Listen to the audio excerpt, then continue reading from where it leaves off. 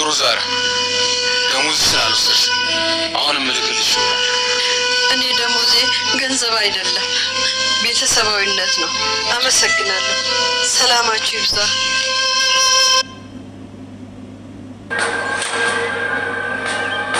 አቤት። እኔም ዛሬ ከዚህ ሄዳለሁ። አብሬሽ እመጣለሁ።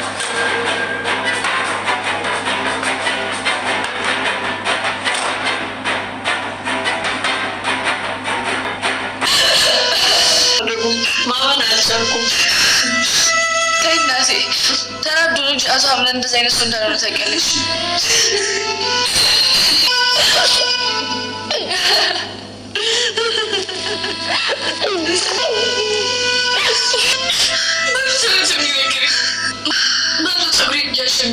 ማለት እኮ አንራራቅም ማለኝ እናቴ። አንቺ እኮ ነሽ እናቴ። እናቴን የረሳሁብሽ የእናትነት ክብር እና ዛራ ከቤት በማባረሯ እቃዎቹን እየያዘች እያለቀሰች እና ሰማያትንም ይቅርታ አድርጊልኝ፣ ልጄን እንደ ልጅሽ ልያይልሽ ነበረ፣ ሆኖም ልጅሽ ግን ከቤት አባረረኝ፣ እኔ አሁንም ቢሆን በጸሎት ከጎኑ ነኝ እያለች እጅግ እያለቀሰች እነኝህን እቃዎች አንቺ ሳትሆኚ እኔ ተጠቅሜያቸዋለሁ፣ ለእነዚህም እቃዎች ኃላፊነት የሚሰማው ሰው ይመጣል ብዬ አስባለሁ እያለች እንግዲህ እጅግ እያለቀሰች ትገኛለች። ጄሪም እንግዲህ ለሙስጠፋ 500,000 ብሩን ሰጥተዋለች። 500,000 ብሩንም ሰጥታው እንግዲህ ከህይወቴ ራቅልኝ ብትለውም እሱ ከህይወቷ ሊርቅ አልቻለም ማለት ነው። በፍጹም ዋጋ አስከፍልሻለሁ እያላት ይገኛል። በጥፊም እስከ መምታት ድረስ ደርሷል። እንግዲህ ሀምላልም እንግዲህ እናት ዛራን እንዴት ነው ብሎ ልጄ እባክህን እንዲህ አትናገርም ብትለው ልጅሽን ሌላ ቦታ ሄደሽ ፈልጊ፣ እኔ ልጄ አይደለሽም ሰራተኛ ሆንሽን ወቂ ሲላት እንግዲህ እህት ዛራ እጅግ ልቧ ነው የተሰበረው ማለት ነው። ሆኖም ብሌን እያባበለቻት ትገኛለች። እሷም እንግዲህ እያባበለቻት አይዞሽ ተናዶ ነው እንጂ ሀምላል እንደዚህ አይነት ሰው እንዳልሆነ ታውቂያለሽ እያለቻት እንግዲህ ትገኛለች ማለት ነው። እንግዲህ አንድ ላይ ነው እንጂ የምንወጣው በፍጹም እነዛራ ብቻሽን አትወጪም እያለቻት ብሌን እንግዲህ አብራት ለመውጣት ታስባለች።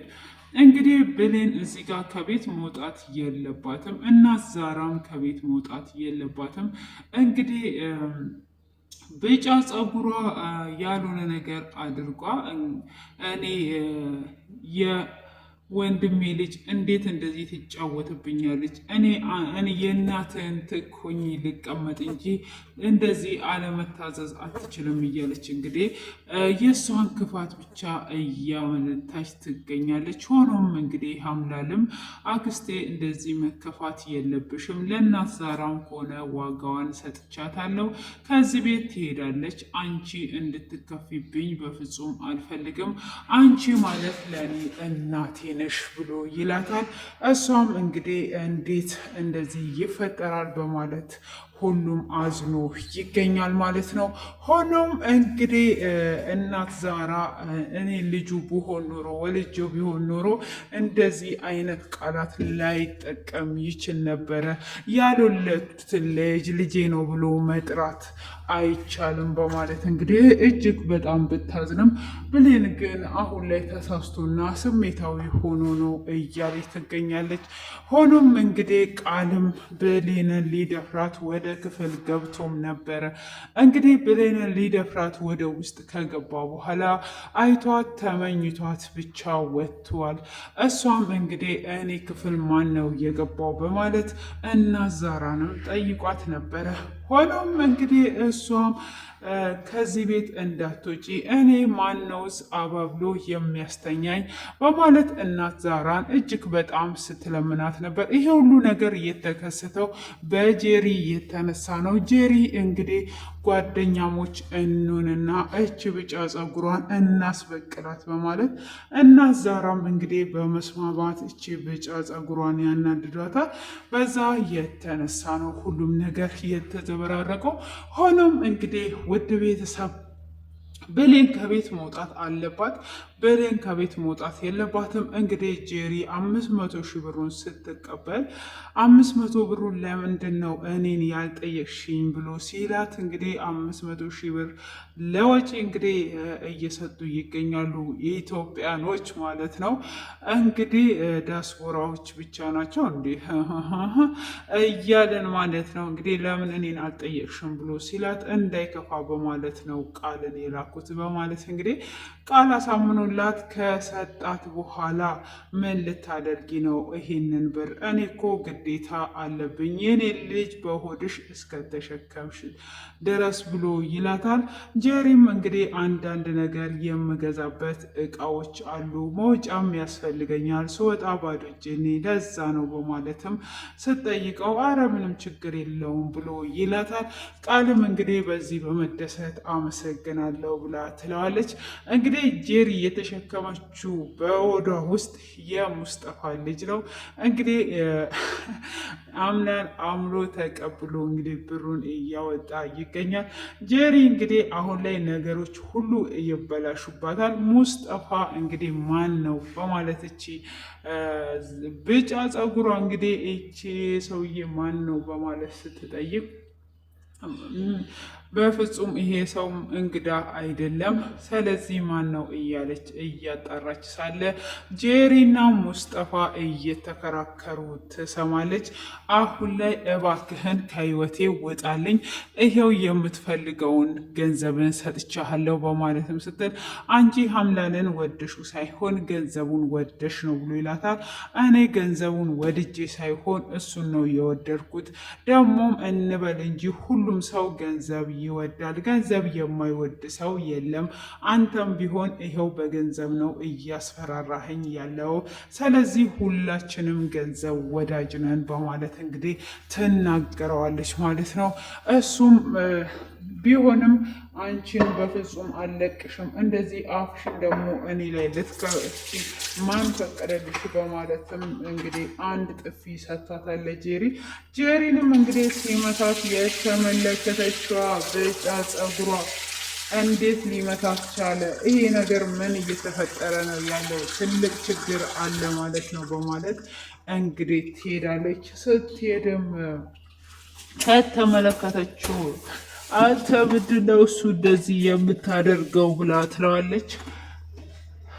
ምን ፈልገሽ ነው እኔ ብሎ ይላታል። እኔና አንተ እቅዳችን አንድ ስለሆነ አንድ ላይ እቅዳችንን እንድናሳካ እፈልጋለሁ፣ ሁሉንም ነገር ሰምቻለሁ ብላ ትለዋለች። እሱም እንደዛ ከሆነ ጥሩ ነው፣ እንግዲህ ለምንድን ነው ማድረግ የፈለግሽ ስል ጄሪንና አምላንን ማለያየት ትለዋለች። እንዴ እነሱ ተፋቅረው በተጋቡት ለዛውም የወንድምሽን ልጅ አግብታ ለምን ይላታል። እባክህን እኔ ነኝ ያጋባቸው መጀመሪያም፣ ስለዚህ አሁን ላለያያቸው እፈልጋለሁ። እዚህ አብረን እንሆንና ስራችንን እናካሂድ ተባብለው እንግዲህ ከሙስጠፋ ጋራ ተስማምተዋል ማለት ነው። ጄሪን ወደ ኋላ ሊያስቀሯት ነው። ጄሪ ነገሮች እየተበላሹባት ትገኛለች። እንግዲህ ቃልም ብሌንም ሊደፍራት ቢያስብም አልደፈራትም። ሆኖም እንግዲህ የጄሪ ነገር በክፍል ቀጣይ ላይ የሚሆነውን ነገር ሀሳባችን ግምታችንን እናስቀምጣለን። ያው ጄሪ አሁን ላይ ነገሮች ይበላሹባታል። የሙስጠፋ ልጅም እንደሆነ ይነቃባታል። በስተመጨረሻ እንግዲህ እንደዚህ ተደብቀው ሲያወሩ ይገለጣሉ ብዬ አስባለሁ። የቢጫ ጸጉሯም እንግዲህ የባሏ ደብዳቤ ደርሶሻል በማለት መቶላት ስለተገኘ ይሄ ነገር እንግዲህ የዳፍናን ልጅ ሊሆን ይችላል፣ ሙስጠፋ ማለት ነው። ሙስጠፋ እራሱ የዳፍናን ልጅ ነው ወይም ዘመድ ሊሆን ይችላል። እንግዲህ እንደዚሁ ሊረዳቸው አልመጣም። ስለዚህ እሷም እጅግ ተጠራጥሯ ትገኛለች። አሁን ላይ እንግዲህ ብሌን ከቤት አትወጣም። ግምታችንን ስናስቀምጥ የሚከሰተው ቀጣይ ክፍል ላይ እንግዲህ እሷ ከቤት አትወጣም። በብሌን ሰበብ እንግዲህ እናት ዛራ ወደ ቤት ትመለሳለች። እንግዲህ እዚህ ጋር ሀምላል ብሌንን እንደሚወዳት ያስታውቃል ማለት ነው። እንግዲህ እሷ እንድትወጣ ከዚህ ቤት ስለማይፈልግ እናት ዛራ በእሷ የተነሳ ወደ ቤት እንደምትመለስ ምንም አይነት ጥርጣሬ የለንም። እዚህ ጋር እንግዲህ ሁሉም ነገር እንደሚነቃበት ያስታውቃል። ብሌንም እንግዲህ ሀምላል እንደሚወዳት ታውቃለች። በዚህ እንግዲህ ተለይቻት አልቀርም እስካለች ድረስ ማለት ነው። እናንተም ግምታችሁን ኮሜንት ላይ አስቀምጡ። ብሌን ትክክል ናት እንዲህ ማድረጓም የምትሉ ኮሜንታችሁን እጠብቃለሁ። ስለዚህ ውድ ቤተሰቦቼ